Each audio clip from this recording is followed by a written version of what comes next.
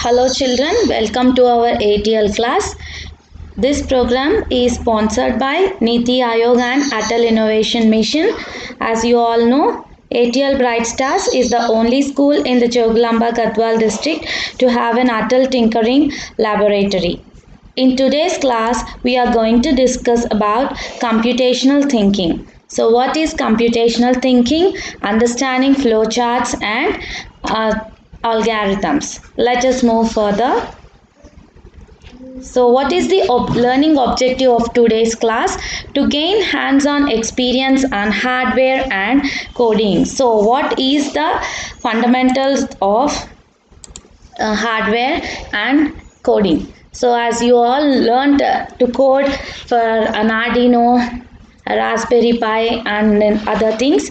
So first objective is to gain hands-on experience about how to learn on hardware and coding, and the second one is to learn about the process of analyzing the problems and find solutions. So how we will analyze a problem and how we will find the solutions for a problems. And the third one is to understand the role of algorithm and flowcharts in problem analysis and solutions. So to understand the role of algorithm, so we will learn in this today's class. So what is an algorithm and what is a flowchart and how we will analyze in our today's problem. And the fourth one is to understand about the process of prototyping through the principles of sensor and sensor based data processing. So how we will how we'll make a prototype, how we will make a model of our a product, and what are the principles through the principles of sensor. So what is the function of each sensor also we will know in this today's class. So what is computational thinking? It's nothing but an approach to breaking down complex problems. So it is an approach to break or to solve complex problems. So what is a complex problem? It's nothing but difficult problems. So if we are having an approach, if we have an approach to solve the complex problems that we have in our society, that is nothing but computational thinking. And the second one is we have to understand what the problem is. So where is the problem, or can we find a solution? Third one itself, it's develop possible solutions using various tools and techniques. So we have to develop possible solutions using various tools. So we have to use the various tools that are available in our lab, and also the techniques that we have to develop the possible solutions of the problems that we have identified in our areas. So the four key techniques of computational thinking are, so try to remember these four key things. Four techniques. The first one is decomposition. So as you all know, what is decomposition? Decomposition is nothing but breaking down. So breaking down a complex problem or system into smaller and more manageable parts. So if we break a complex problem, if we break a difficult problem into smaller and smaller manageable parts. So suppose if we have a big problem, that problem should be divided into fewer parts so that we are able to identify the problem and we are able to find the solution for the problem in breaks. Second one is abstraction, focusing on the important information only, ignoring irrelevant detail. So abstract is nothing but, so in our project reports also we write abstract. Abstract is nothing but the gist, whatever project we are doing, the small gist that we are able to write it in 100 words or like that. So here also abstraction, it's nothing but focusing on the important information only. So whichever important is information, we make a gist and we ignore all the irrelevant detail. That is abstraction. And the third one is pattern recognition, looking for similarities among and within problems. So if there is any similarity in the problem, or if somebody have identified a solution for the problem, so that is nothing but pattern recognition. And the fourth one is algorithm. algorithm is developing a step-by-step solution to the problem or the rules to follow to solve the problem. So what are the steps that we develop? What are the steps that we follow to solve a problem? So in this, these are the four key techniques of computational thinking. So we will focus on these four techniques in this video. So develop a step-by-step solution to the problem with algorithms and flowchart. And the second one is getting introduced to hardware and software and understand the usage and learning the basic concept of programming. So how do we apply this computational thinking? So this computational thinking, where do we apply and how we will apply? Think about steps need to solve a problem. Suppose if we identify a problem and what are the steps that we require to solve that problem. And the second one is apply technical skills to make computers solve a problem. So as we discussed in our previous class, we discussed about artificial intelligence, how we are applying our skills to make a computer to solve that problem. And the third one is arrive at the solution. So here first thing is we have to write the steps that are needed to solve the problem, and second one is to apply our technical skills, apply our creativity, apply our computational thinking to make computers solve this problem, and the third one is arrive at the solution. So these are the three things where we apply this computational skill. So first we will understand what is algorithm. An algorithm is a set of step-by-step instructions to solve a problem. To solve a problem, some steps are there. So a set of step-by-step instructions. If we follow a set of step-by-step instructions to solve a problem, that is called as algorithm. For example, a computer program, a mathematical calculation, etc. For example, to understand in an easier way, here we have a recipe for baking a cake is an algorithm. So for baking a cake, what are the step-by-step instructions? So a set of step-by-step instructions to solve this problem. So here what is the problem? A recipe for baking a cake is a problem, and we are giving the step-by-step instructions. So first step, let us see the first step. Melt sugar, melt chocolate and butter. Second step, stir sugar into melted chocolates. Third step, add 2 eggs and add flour. Bake it for, fourth step is bake it for 40 minutes and then cool it in a pan before eating. So these are the step-by-step instructions. So if we jumble the steps, can we make the cake, can we bake a cake in a correct way? No, we can't. So what are the sequence of steps and what is the sequence of steps also we had to follow in this algorithm.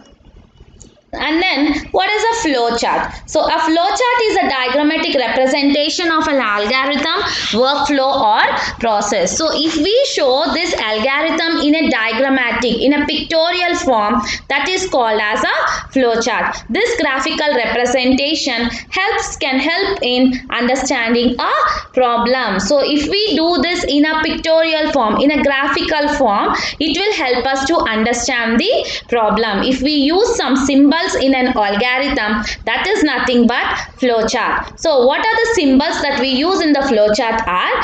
First symbol is start. So it will be in a oval shape. Description, see here, and ovals represent start and end in the flow chart. So if we see an oval symbol like this, it represents starts and end in the flow chart. And then we have an arrow. So what is an arrow?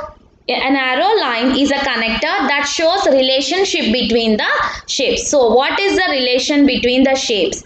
That will be determined by an arrow. And then input or output. A parallelogram represents the input or output for the system. And then process. A rectangle represents a process. Decision. A diamond indicates a decision. See children, you can also note these symbols that we use in the flowchart. So here we have five symbols a oval symbol, an arrow line, a parallelogram, a rectangle, and a diamond. So we have to remember. So what is the oval? What does the oval symbol represent? So it represents start and end in the flow chart.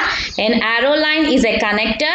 A parallelogram represents input and output, and a rectangle is for process, and a diamond indicates to take a decision. So if we learn these symbols, it will be easy for us to know about flowchart and algorithms. First example. Let us see the first example. Find the average of two numbers.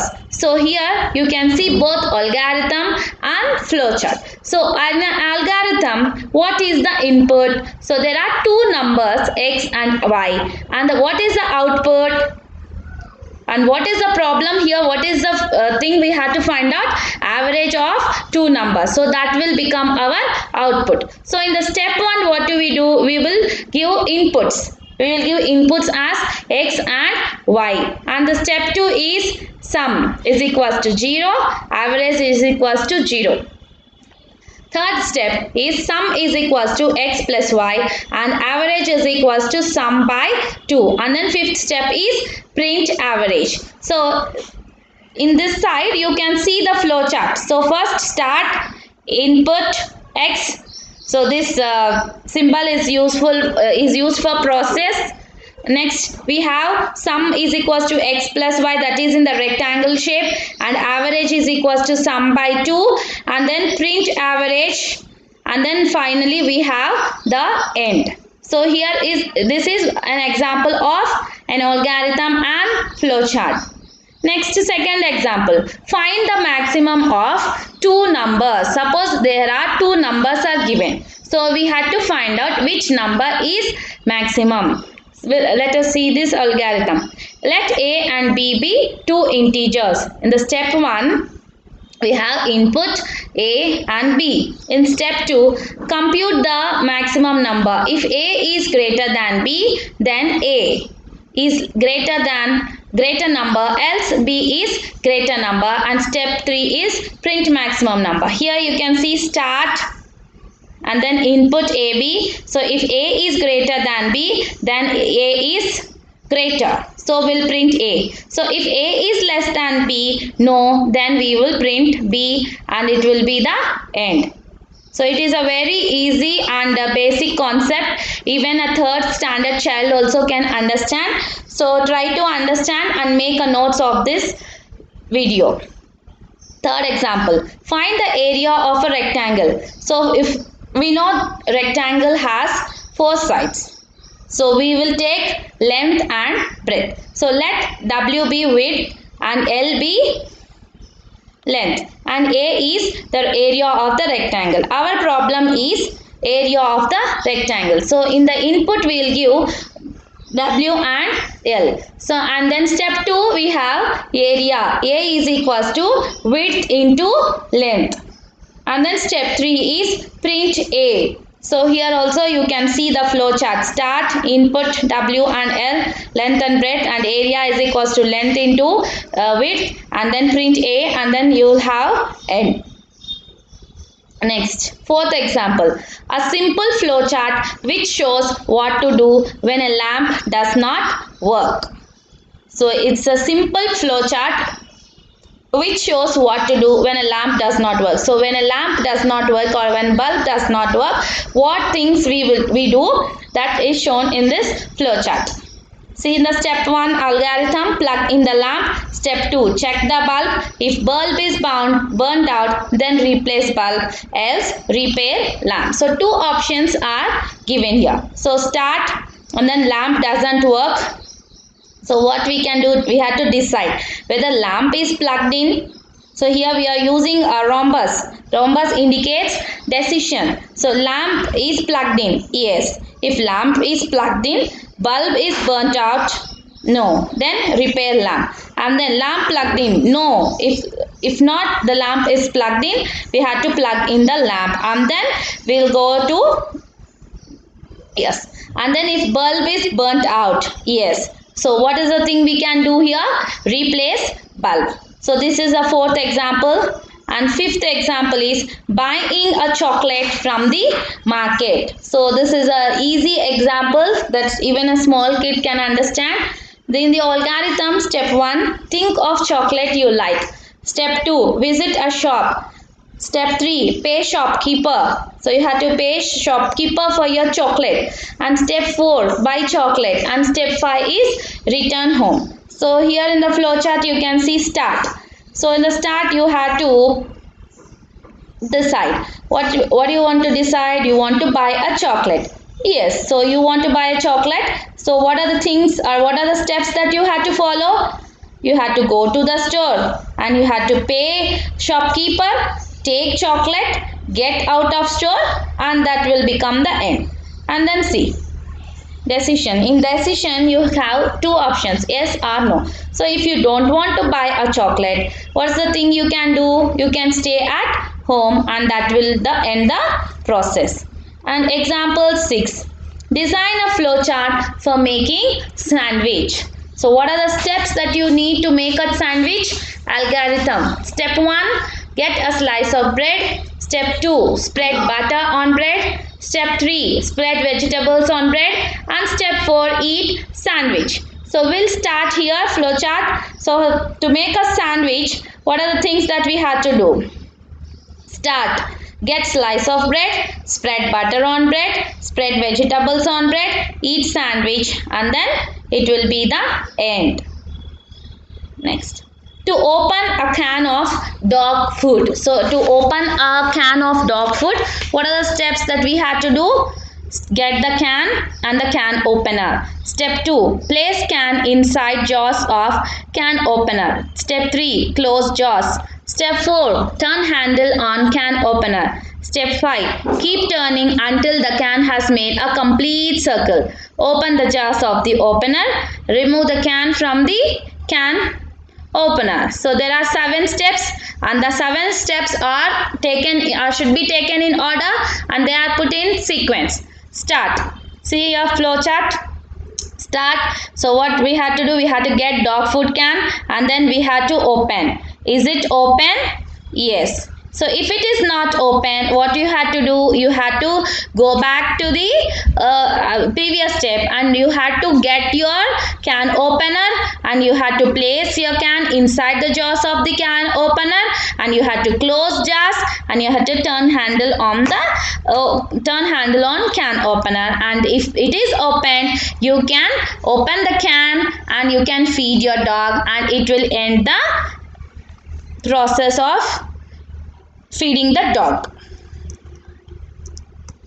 Next, the next example, 8th example is design a flowchart for traffic light scenario. A good driver will always follow the traffic rules. Let us assume you are a car driver starting from your home and approaching the traffic light.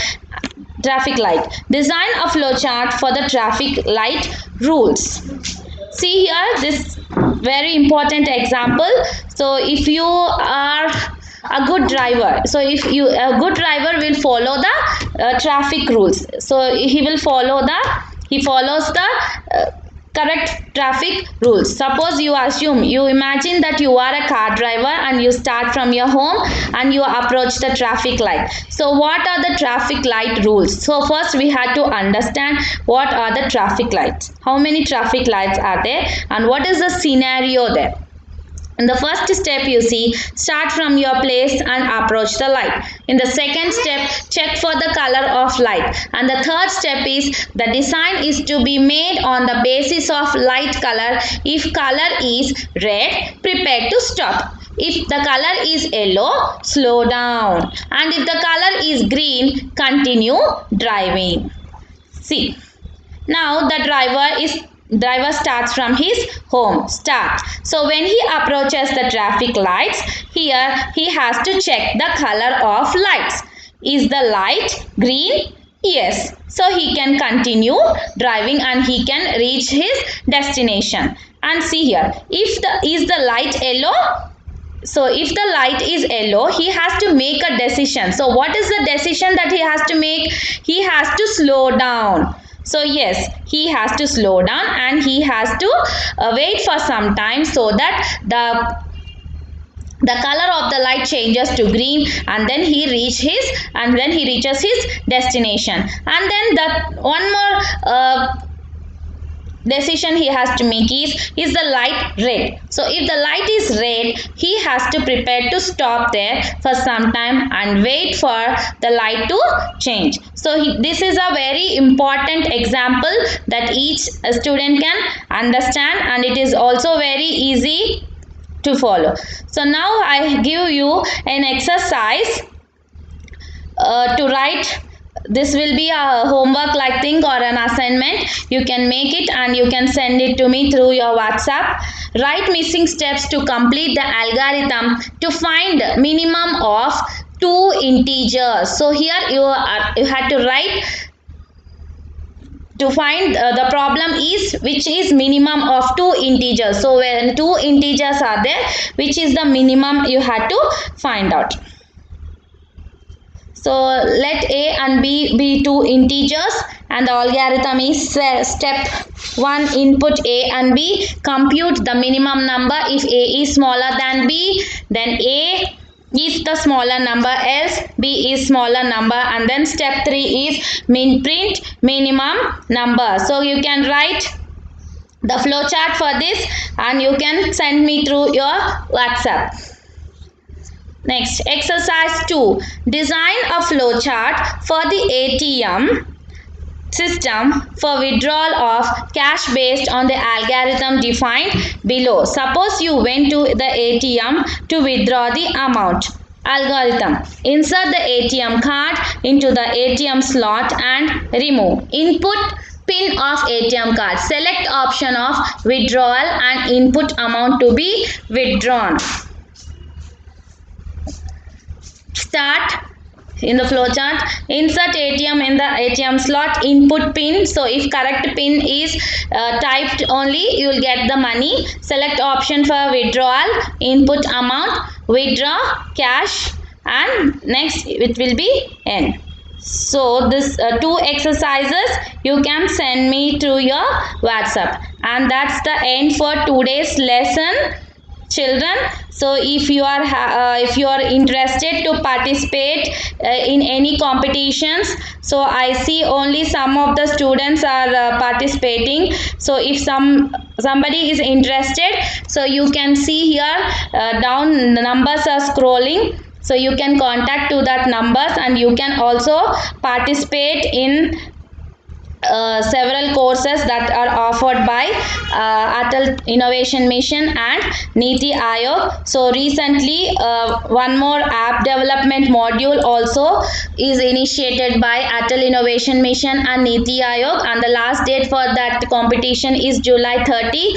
So only few students participate in that program. I invite all the students of ATL Bright Stars to participate in that app development module to develop new apps.